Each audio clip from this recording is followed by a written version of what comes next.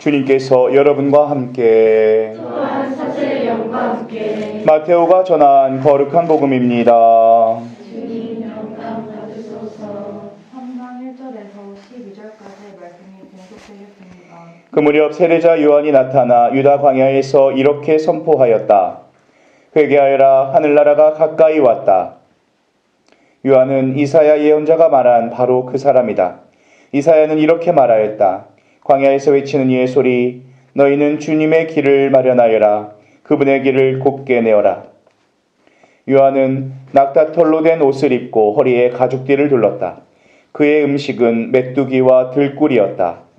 그때 예루살렘과 온 유다와 요르단 부근 지방의 모든 사람들이 그에게 가서 자기 죄를 고백하며 요르단강에서 그에게 세례를 받았다. 그러나 요한은 많은 바리사이와 사두가이가 자기에게 세례를 받으러 오는 것을 보고 그들에게 말하였다. 독사의 자식들아, 다가오는 진노를 피하라고 누가 너희에게 일러주더냐. 회개에 합당한 열매를 맺어라. 그리고 우리는 아브라함을 조상으로 모시고 있다고 말할 생각이랑 하지 마라. 내가 너희에게 말하는데 하느님께서는 이 돌들로도 아브라함의 자녀들을 만드실 수 있다. 도끼가 이미 나무 뿌리에 닿아 있다. 좋은 열매를 맺지 않는 나무는 모두 찍혀서 불 속에 던져진다. 나는 너희를 회개시키려고 물로 세례를 준다. 그러나 내 뒤에 오시는 분은 나보다 더 큰 능력을 지니신 분이시다. 나는 그분의 신발을 들고 다닐 자격조차 없다. 그분께서는 너희에게 성령과 불로 세례를 주실 것이다. 또 손에 키를 드시고 당신의 타작마당을 깨끗이 하시어 알곡은 곳간에 모아들이시고 쭉정이는 꺼지지 않는 풀에 태워버리실 것이다. 주님의 말씀입니다. 그리스도님 참여합니다. 모두 자리에 앉습니다. 오늘 복음에 나오는 바리사이들과 그 이스라엘 백성들, 이 백성들이 구약에서 하느님과 계약을 맺는 그 자세한 내용은 신명기라는 성경에 기록이 되어져 있어요. 신명기 중에서 신앙 교육을 어떻게 해야 하는지가 나온 대목을 오늘 한번 읽어드릴게요. 31장 13절인데요. 너희는 남자와 여자와 어린이를 가릴 것 없이 온 백성과 너희 성 안에 있는 이방인까지 불러 모아 그들이 듣고 배워 주 너희 하느님을 경외하고 이 모든 말씀을 명심하여 실천하게 해야 한다. 너희가 사는 동안에 언제나 듣고 배워 주 너의 하느님을 경외하게 해야 한다라는 구절이에요. 신앙교육의 핵심이 하느님을 두려워하게 해야 한다는 거예요. 조금 의외죠. 세상에 두려운 게 많죠. 우리는 돈도 두렵죠. 가난이 두려운 거죠. 사람도 두렵죠. 병도 두려워요. 암도 두렵죠.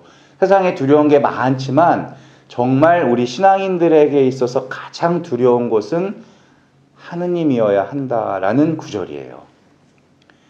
정말 우리가 하느님을 경외하고 살아가고 있을까? 우리는 신앙생활이 깊어질수록 정말 그분이 두려운 것을 알고 그분 앞에 엎드리게 되는가를 생각해 보는 것이 우리 대림 2주간의 숙제입니다. 그분은 사랑이시니까 우리가 두려워하길 바라지 않으실 거예요, 아마도. 하지만 너무 편해지는 바람에 당신 면전에서 죄짓게 되는 것도 바라지 않으실 거예요. 이러다 보면 하느님이 쉬워집니다, 점점. 좀 험하게 말하면 하느님이 만만해져요. 하느님이 두렵고 크신 분이 아니라 만만해지면 안 되잖아요. 하느님이 만만해진다는 것은 그분을 망각하고 산다는 거예요. 그분이 계신지 아닌지 이거 잊어버리고 산다는 거예요. 그래서 우리 신앙의 시작은 하느님을 경외하는 거. 그래서 꽃대 교훈도 하느님을 두려워하며 섬기는 것이 지식의 근본이다라는 거예요. 우리는 하느님을 믿는다고 하지만 내 욕망을 마음껏 표현하고 하느님께서 이걸 들어줘야 된다고 생각을 할 때가 많아요. 하느님을 경외하기보다는 내 욕심에 따라서 마음대로 막 주문하면 하느님께서 다 이루어 주실 것처럼 이렇게 편하게 신앙생활을 하고 싶어 합니다. 우리는 죄가 있는 상태로 하느님 앞에 나설 수가 없어요. 하느님 앞에 죄를 회개하고 나서야 하거든요. 그래서 오늘 복음에서 바리사이들이 독사의 자식들아라는 말을 듣는 거예요. 이게 대림 시기에 우리가 듣게 되는 복음 말씀인 거예요. 성탄은 기쁘고 행복한 거잖아요. 근데 준비해야 된다는 거예요. 하느님이 오시는 거잖아, 인간의 모습으로. 이 앞에 당당히 설 수 있도록 우리가 준비해야 된다는 거예요. 이게 성경이 말하는 구원이에요. 구원이라는 말이 우리가 굉장히 어렵게 느껴지지만 쉽게 생각해 보면 그런 거예요. 우리가 심판받지 않고 하느님 앞에서 당당하게 서서 그분과 사랑하게 되는 거. 그게 구원인 거예요. 그분 앞에 당당히 서서 그분과 사랑을 나누는 거. 이게 구원이에요. 이걸 준비해야 된다는 거예요. 이 대림 시기 동안에. 주님이 이 땅에 오실 때 기쁨으로 설 수 있도록 준비하는 거. 그래서 어떻게 준비할 거냐. 오늘 세례자 요한은 아주 분명하게 얘기를 하죠. 회개해야 된다는 거예요. 회개. 오늘 복음에 또 오늘 제 대림 2주의 이슈는 회개입니다. 그래서 회개가 무엇이냐.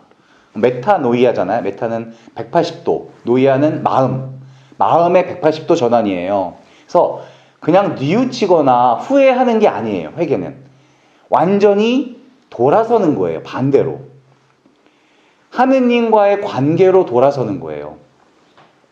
하느님을 거역하며 살았던 과거에서 하느님과 함께 사는 삶으로 돌아서는 거예요. 하느님 없이 내 맘대로 살았던 삶을 돌이켜서 그분을 인정하고 신뢰하고 말씀대로 살겠다고 돌아서는 거. 그분이 정말 내 주인이구나 라는 것을 인정하고 그분 뜻이 내 뜻이 될 수 있도록 노력하는 거. 이게 회개예요. 내가 주인이었던 내 삶을 참된 주인이신 하느님 앞에 나서는 거. 이게 회개예요. 되게 많은 표현을 쓸 수 있지만 어떤 건지 좀 감이 오시죠? 진정한 회개에는 열매가 있다는 거예요. 그래서 오늘 회개에 합당한 열매를 맺어라. 요게 오늘 중요한 핵심입니다. 회개에는 회개했다는 증거가 있어야 된다는 거예요. 하느님이 내 삶의 주인이 되셨다면 그 주인 되셨다는 증거가 내 삶에서 나타나야 된다는 거예요. 이해하시겠죠? 근데 이건 되게 당연한 일이에요. 내 삶의 주인이 되셨는데 어떻게 똑같이 살아요, 우리가? 주인이 바뀌었는데 어떻게 우리 삶이 똑같을 수가 있어요? 당연한 거겠죠. 이전과는 다른 삶의 모습이 드러나야만 하는 거예요. 이러한 열매가 있어야만 성탄이 성탄인 거예요. 이거 없으면 그냥 크리스마스인 거예요.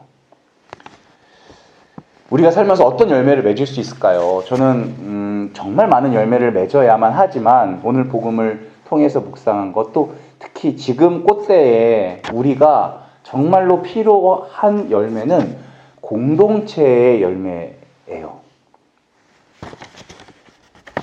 우리가 공동체적인 시각과 마음으로 살면 그거는 회개한 거예요. 바꿔 말하면 아직도 여전히 내 중심적으로 살아간다면, 아직도 나밖에 모른다면 이거는 여전히 죄 안에 있는 거예요. 우리는 죄에 대해서 지난 몇 주간 많이 얘기했어요. 죄의 본질이 뭐냐면요, 자기 중심성이에요. 자기밖에 모르는 거예요. 이기적인 삶을 살아가는 게 죄의 근본이에요. 하느님이 우리에게 주신 율법은요, 바리사이들이 열심히 지키려고 했던 그 율법이요, 율법을 한마디로 말하면요, 이웃을 사랑하는 방법이에요. 하느님을 사랑하는 방법. 곁에 있는 사람 챙겨주고 돌봐주라는 거예요. 율법의 내용이 그거예요. 결국에는 이렇게 살다 보면 공동체적으로 살 수밖에 없는데 그게 안 되니까 오늘 세례자 요한이 독사의 자식들아 이러는 거거든요. 단도직입적으로 말하면요. 여러분이 지난 일주일 동안 내 걱정, 내 염려만 하고 살았다면 아직 회개한 게 아니에요.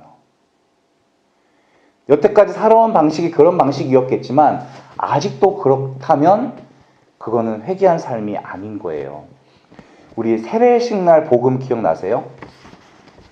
누가 나왔죠? 자케오가 나왔었어요. 루카복음 16장.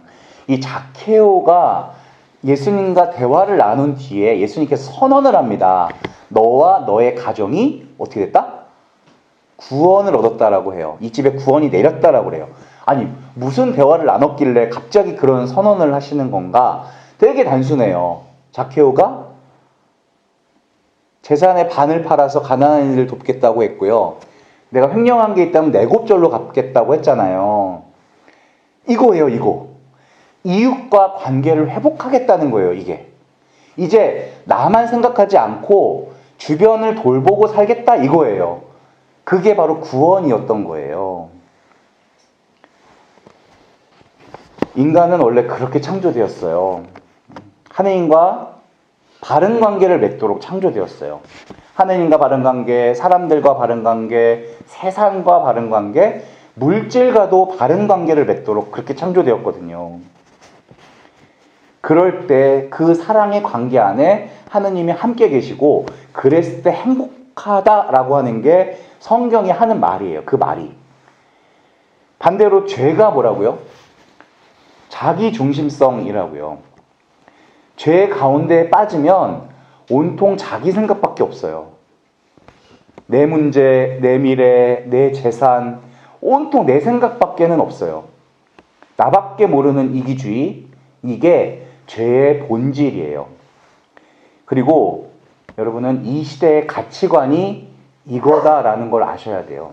이게 이 시대의 문화예요. 개인주의, 이기주의. 이게 악의 유혹이에요, 사실은. 항상 유혹하는 게 뭐냐면요. 네 인생은 네가 살아라는 거예요. 난 싫어, 이거예요, 이거. 이게 딱 그거예요. 너를 행복하게 해줄 사람은 너밖에 없다는 거예요. 그쵸? 네 인생 더 높이 올라가고 더 많이 가지고 너가 하고 싶은 거대로 내 욕망을 추구하다 보면 행복해질 거다. 이게 바로 유혹이에요. 이게 이 시대의 문화예요. 근데 성경이 말하는 건 절대 그게 아니에요. 성경이 공통적으로 말하는 건 자기 중심성에 빠져있는 사람은 결코 행복할 수 없다는 거예요. 인간이 창조된 방식이 아니기 때문에 그런 거예요. 하느님의 생명에서 떠나 있기 때문에 그런 거예요. 마태복음 19장을 보면 부자 청년이 나와요. 어떻게 하면 제가 영생을 얻을 수 있겠습니까? 주님 말씀하신 게 뭐냐면 네 재산 다 팔아버려. 그리고 나를 따라. 온전히 따르려면 너는 주변 사람들과의 관계를 개선하라 이거예요. 그리고 너 부자잖아. 하느님이 물질 주셨잖아. 좋아. 근데 그거 너 축적하라고 주신 게 아니야. 그거 가지고 사람들, 이웃들 사랑하라고 주신 거야. 그러기 위해서 물질을 써. 그거예요. 그리고 나를 따라라. 가르쳐 주신 건 뭐냐면요. 하느님과의 바른 관계죠. 이웃과의 바른 관계, 물질과의 바른 관계를 요거 한마디로 다 가르쳐 주신 거예요. 그랬을 때 행복할 수 있다. 하느님을 잘 따르면 자연적으로 우리는 공동체적인 삶을 살게 돼요. 나 혼자만 생각하는 게 아니라 주변을 돌보고 베풀고 나누고 함께하는 그런 삶을 자연히 살게 된다는 거예요. 초대교회가 예수님이 시키지 않았는데 자연히 그렇게 살았거든요. 그들은 공동생활을 했어요. 사도행전 보면 많은 사람들이 한 뜻이 되어 아무도 자기 것을 자기 소유라 하지 않고 모든 것을 공동으로 사용하였다. 그들 가운데 가난한 사람들은 한 사람도 없었다. 각자가 번 돈을 사도들 앞에 놓았고 사도들은 각자에게 필요한 만큼 나누어 주었다. 예수님을 믿고 나서 어떻게 변화됐냐면요. 공동체의 삶으로 변화됐어요. 개인의 소유의 경계가 없어요. 허물어진 거예요. 이게 회개의 열매입니다. 여러분. 우리 다 같이 공동생활하자, 뭐 입회하자 이런 건 아니에요. 물론 그러면 좋겠지만 내 관심이 내 테두리 안을 벗어나지 못하면 안타깝게도 불행하다 이 뜻이에요. 하느님을 알게 된 사람은 이 테두리를 넘어서 주변을 바라보고 공동체를 바라보고 우리를 바라보는 그런 삶이 될 수 있다는 내용이에요. 이게 회개에 합당한 열매. 물론 열매에는 종류가 많겠지만 지금 꽃대에는 이게 너무 많이 필요해요. 힘들죠. 힘들어요. 알아요. 그래서 우리 신앙생활은요. 그 자체가 훈련의 속성을 갖고 있어요. 훈련. 여러분들 스킬 레벨을 올리려면 훈련을 해야 되잖아요. 용기가 금방 깨닫네. 훈련이 필요한 거잖아요. 신앙은요. 그래서 주일미사만 나오면 되는 게 아니에요. 싫어도 연습하고 노력하고 주변을 바라보려고 애쓰고 정말 내 자신의 테두리를 넘어서려고 발부둥 쳐보고 이런 가운데서 성장해 나가고 결국에는 그게 행복의 길 안에서 걷게 되는 거라는 것을 깨닫는 거. 이게 신앙이에요, 여러분들. 그 가운데에서 회개는 정말 중요한 부분을 차지하고 있으니 이번 주 기말고사 보셔야 되겠지만 정말로 내가 지금 잘 살아가고 있는지 내 안에 매몰되어서 주변을 바라보지 못하고 있는 건 아닌지 꼭 한번 생각해 보시고 반성해 보시는 그리스도인이 되도록 합시다. 아멘.